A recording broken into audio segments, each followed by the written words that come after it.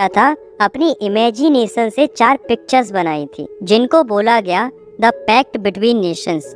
जिसमें से ये जो पिक्चर आप देख रहे हो, इस पिक्चर में फ्रेडरिक सोरियो एक डेमोक्रेटिक एंड रिपब्लिक वर्ल्ड की कल्पना कर रहे हैं। देखो, इस पिक्चर को अगर आप ध्यान से देखोगे तो इसमें ये जो स्टैचू है वो है स्टैचू ऑफ लिबर्टी, जो कि आज़ादी को दर्शा रही है।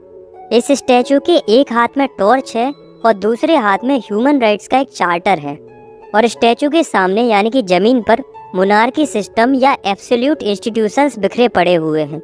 मतलब जो राजाशाही चीजें थी, जैसे कि राजाओं के मुकुट, सिंहासन, उनके कपड़े, ये सब जमीन पर बिखरे पड़े हुए हैं।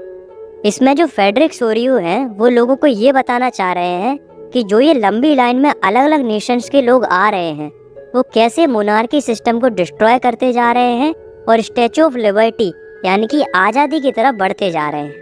ये सब देखकर उनके जो गॉड है वो बहुत खुश हो रहे हैं और उन्हें ब्लेसिंग्स दे रहे हैं।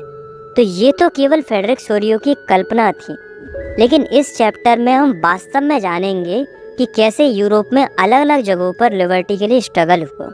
साथ में हम ये भी जानेंगे कि यूरोप में नेशनलिज्म कैसे फैला, क्या क्या चेंजेस देखने को मिले, कैसे लोगों ने नेशनलिज्म के लिए स्ट्रगल किया, कैसे डायनेस्टिक रूल खत्म हुआ और कैसे नेशन स्टेट्स का एग्जिस्टेंस हुआ। तो चलिए स्टार्ट करते। फर्स्ट टॉपिक है हमारा the French revolution and the idea of the nation.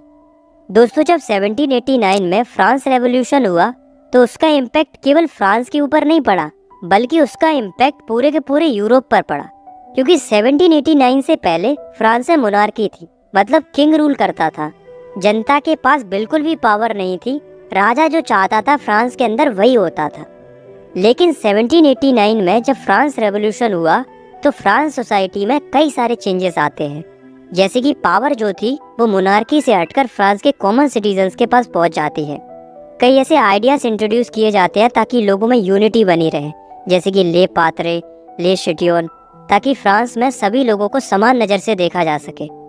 Third change था, फ्रांस के पुराने फ्लैग को हटाकर एक नया फ्लैग इंट्रोड्यूस किया जाता है जिसमें 3 कलर थे।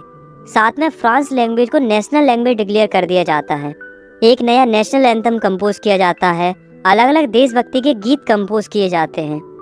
6th चेंज था, स्टेट जनरल को हटाकर नेशनल असेंबली सेटअप की जाती है।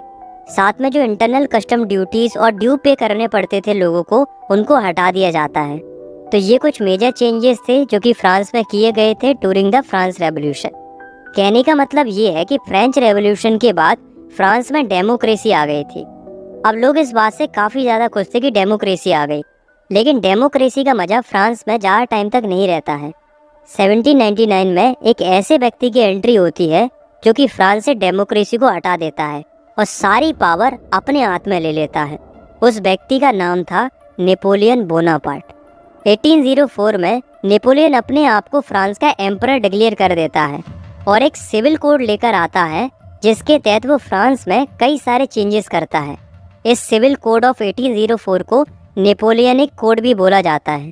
तो इस कोड के तहत नेपोलियन कई सारे चेंजेस करता है, जैसे कि वो इक्वालिटी बिफोर लॉ एस्टेब्लिश करता है, मतलब कानून की नज़र में सब बराबर हैं। सेकंड, वो राइट टू प्रॉपर्टी लेकर आता है। वो फ्यूडल सिस्टम को ख़त्म कर देता है, ट्रांसपोर्ट एंड कम्युनिकेशन सिस्टम को इम्प्रूव करता है, वेट एंड मेजरमेंट को स्टैंडर्डाइज कर देता है। साथ में एक कॉमन करेंसी लेकर आता है और गिल्ड रिस्ट्रिक्शंस को भी हटा देता है। तो ये जो इतने सारे चेंजेस किए नेपोलियन ने, ये सब देखकर लोगों को लगा कि यार नेपोलियन तो अच्छा आदमी है। तो लोग नेपोलियन से काफ़ी ज़्यादा खुश हो रहे थे। ऊपर से नेपोलियन जहाँ जहाँ भी जाता था वहाँ से वो मोनार्की ख़त्म करता जाता था। ये सब देखकर लोग और ज़्यादा खुश हो रहे थे। शुरू में तो लोग नेपोलियन को हार्बिंगर ऑफ लिबर्टी समझने लगे थे, मतलब लोग समझ रहे थे कि नेपोलियन ही लिबर्टी लेकर आएगा। लेकिन ऐसा ज़्यादा टाइम तक नहीं चलता है।